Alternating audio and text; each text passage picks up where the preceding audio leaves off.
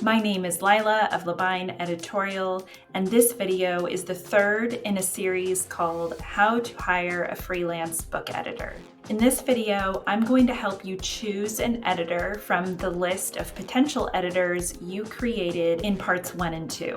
We're going to go over your sample edit or Q&A or discovery call, talk about the proposal or quote that the editor sent you, and talk about what you should be seeing on an editorial agreement or contract. So you've had a call of some sort with each of your 5 potential developmental editors. Here are some questions you want to ask yourself about the call. Was it easy to schedule the call? Was the editor on time for the call?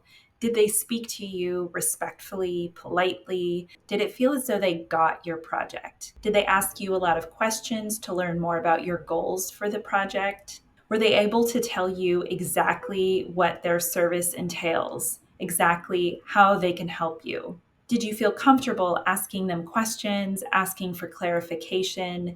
What was your gut reaction to the call? Did you leave the meeting feeling excited and empowered? And these are the questions you're going to be asking yourself if you got a sample edit. Was it easy to request the sample edit? Did the editor return it when they said they would? Were they able to show you exactly what the service entails? Were their comments on the manuscript respectful and valuable? Did their comments, for the most part, include good grammar and spelling? Did they give explanations for many of their edits, especially the ones that are slightly more subjective or complex? Did it feel as though they got your project? What's the gut reaction that you got after looking at the sample edit? Maybe there were more edits or suggestions given than you thought there would be, and that might be a little jarring at first. But once you come back to it and you look at it again, do you think to yourself, yes, okay, this is how I want my manuscript to be. This is the kind of help I need. Then that's a good sign. And then did it leave you feeling excited and empowered for what your manuscript could be?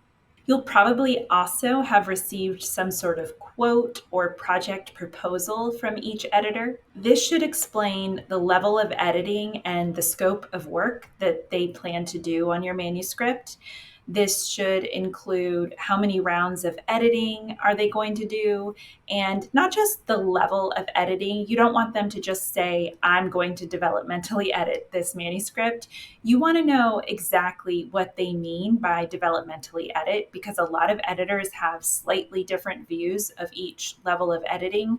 So you want to get basically a list of changes they're going to make, or the kinds of changes they're going to make, and the kinds of suggestions they're going to make. The proposal should also include a project timeline. So when can they start and when are they going to have it done by? Most editors have a per word rate, and then they create a project fee based on how much extra or how much less time they think they're going to need for your manuscript. And then often there will be some sort of expiration date for the quote. A lot of editors increase their rates every so often, maybe every 6 months, maybe every year or two.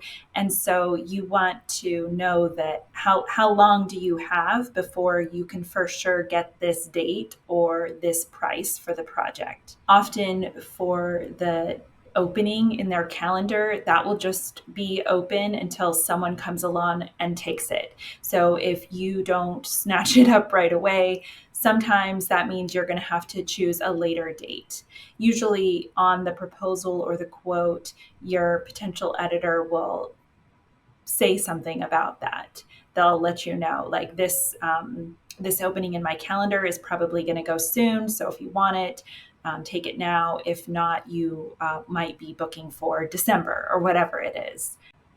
And then I want to talk a little bit about cost versus the time or length of the project versus quality. If you want high quality editing, you're going to either need to pay for it or give extra time for it. If you want it done quickly and done really well, that's going to be expensive. You're going to pay more for that. And if you want the low cost, but you still want the high quality, then just know it's probably going to take longer than usual. So you just have to balance out those wants. It really isn't realistic to expect very quick editing at a very low cost and have it done very well. Usually need to be willing to sacrifice one of the three. Let's talk about what you should see in the contract or agreement. It should include the project title, of course, the current word count, the type of editorial service to be performed.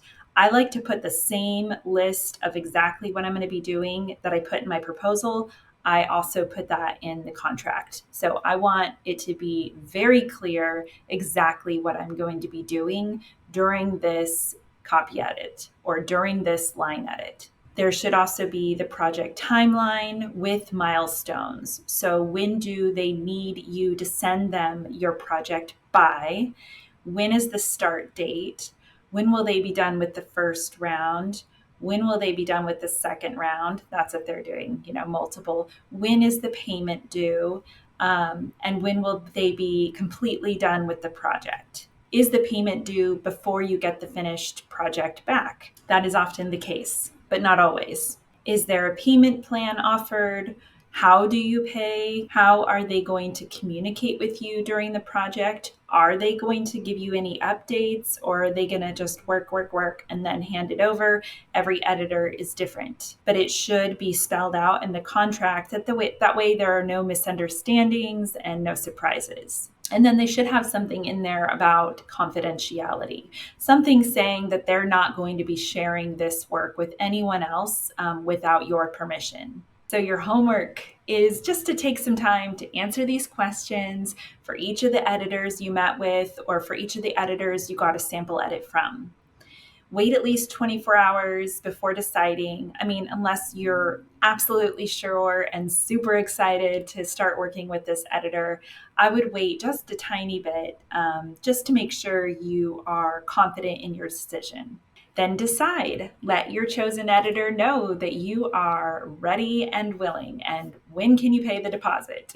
If you are very interested in working with a particular editor, you want to make sure you get on their calendar quick, because they probably have a lot of other clients or potential clients who are hoping to get on their calendar as well.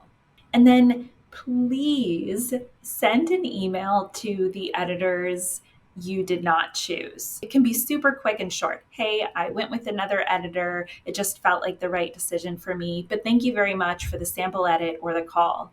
And then that's it. That's all you have to say, but it is polite, because sometimes editors will be kind of halfway keeping a spot open on their calendar and they're not exactly sure. And then they don't know, like, if something else comes along, do they take that?